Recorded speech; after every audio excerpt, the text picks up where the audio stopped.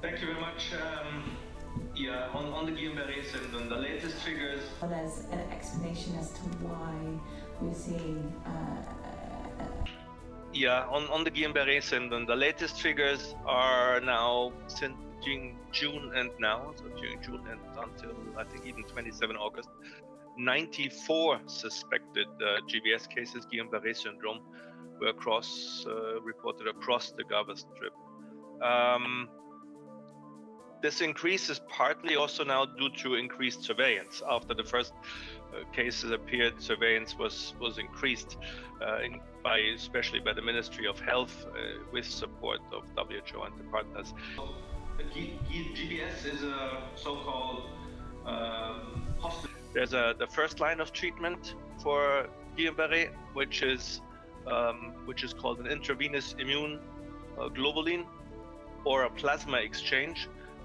But these two are at zero stock, as are anti-inflammatories, and therefore these deliveries must be urgently expedited, as much as surveillance and testing capabilities.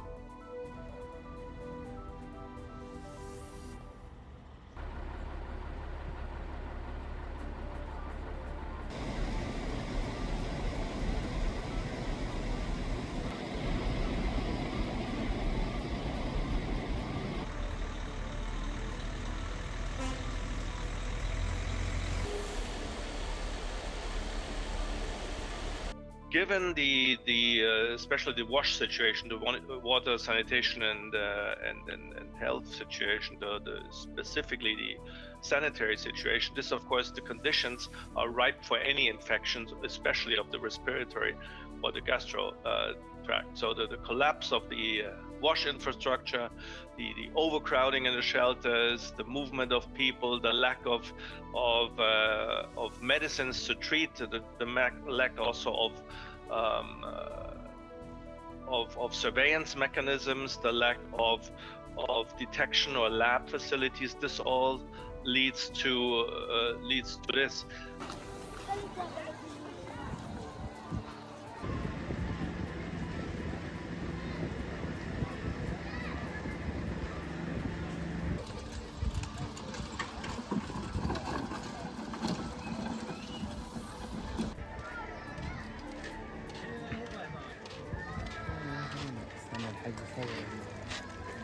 The problem with GBS is that the symptoms, like paralysis, which can affect anybody, so throughout lifehood, and very severe paralysis in the severe cases, is very similar. So these symptoms are similar to polio.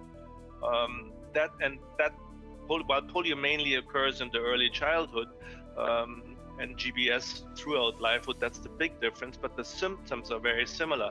But with lack of testing capability and restricted access and no medicines and no treatment, that is the huge challenge. Given especially the wash situation, the water, sanitation.